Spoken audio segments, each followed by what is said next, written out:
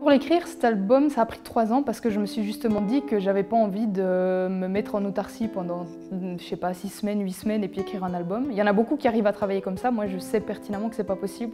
Donc j'essaye de garder un rythme de vie complètement normal. J'ai envie de dire que j'écris comme je vis, très désordonné. Donc j'essaie d'avoir ce côté spontané. J'écris quand j'ai envie d'écrire, si j'ai pas envie d'écrire, je n'écris pas. Le parfait, ça parle du parfait, donc de nous, des Suisses. En fait, j'ai fait cette chanson qui relate à peu près, je dirais, le 80% des clichés suisses qu'il existe sur nous. Et c'est une commande qui a été commandée par le Centre du Rundmatt à Neuchâtel pour une exposition sur les helvétismes, justement. Et en fait, au début, je me disais, c'est une chanson qui va rester uniquement pour ce contexte-là.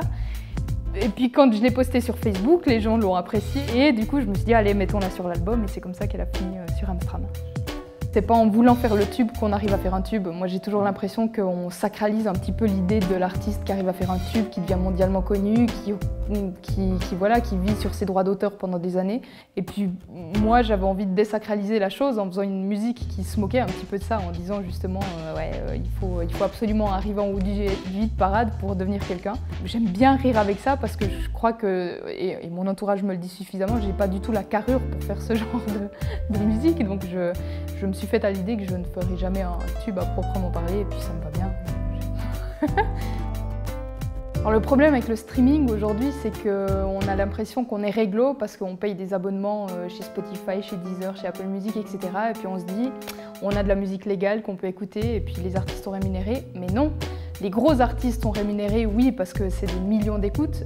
Mais les petits artistes qui ne sont pas connus du grand public, qui ne font pas du mainstream, qui n'ont pas des gros tubes, on reçoit ça se compte en demi-centimes par centaine d'écoutes. Donc c'est vrai que c'est un sujet sur lequel j'ai envie, moi, de militer et de m'investir, c'est celui-là, parce que j'ai l'impression que c'est celui qui fait du mal à la culture. Je chantonne peut-être parce que j'ai eu le courage d'oser. De base, je me disais toujours que j'étais pas du tout une chanteuse à voix, que j'étais une chanteuse à texte. Je le maintiens.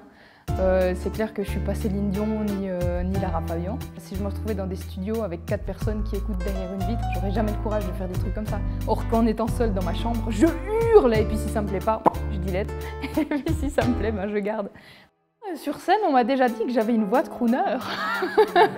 Alors, j'y crois pas, mais j'aime bien de temps en temps pousser une gueulante. Et puis sur scène, ça fait aussi du bien de lâcher les lions, d'avoir le courage de hurler, parce que c'est là que l'adrénaline s'évapore. Alors, le 20 septembre à la Belle Suisse, je serai avec un orchestre de chambre qui sera dirigé par Étienne Champollion. Et c'est justement l'idée de faire se rencontrer la musique électro-minimale des boucles, qui est vraiment souvent sur 4 accords, très en guillemets plat, avec la musique classique. Et puis c'est la possibilité de remplir aussi un peu plus la scène que d'habitude. Parce que sinon c'est une grande scène et je suis toute petite. Et là je serai un peu plus grosse, donc c'est mieux.